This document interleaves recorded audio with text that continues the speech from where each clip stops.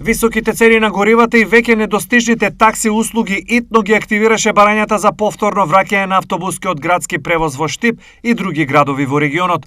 Во последните денови граѓаните интензивно од градоначалниците ги бараат автобусите во намера да спасат пари да ја завршат работата. Барањето јавно ги упатија преку телевизија Стар.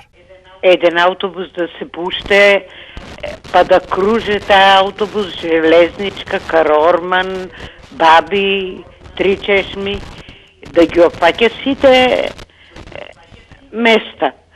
Штип не е мал град. Насобите се подалеки, по 3-4 километра.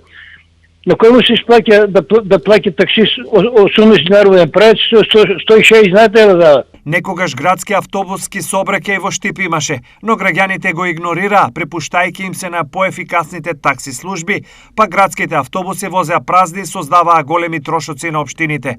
Има ли сега шанси градскиот автобуски сообраќај повторно да се врати? Јавниот превоз е евидентна потреба на граѓаните на општина Штип и веќе ние ја реализираме оваа потреба, односно со одлука на комисија и на совет, веќе ќе бидат дефинирани условите по кои што јавниот превоз ќе функционира. Но со оглед на тоа што се наоѓаме во една енергетска финансиска криза, цените на енергенсот на нафтата вратоглаво од ден на ден растат и сето ова ни создава проблеми во дефинирањето на цената на билетот кој што ќе има обврска јавниот превозник да го наплаќа од граѓаните. Освен Штип, потреба за дневен автобуски превоз имаат и Берово и Делчево.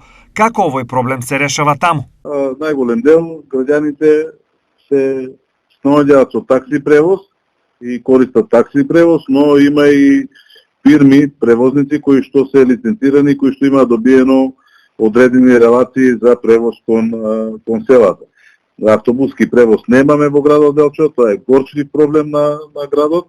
За разлика од споменатите општини, градски автобуски сообраќај континуирано има во Кочани, а еднаш неделно него го организира и Македонска каменица, решавајќи го проблемот на жителите од околните села.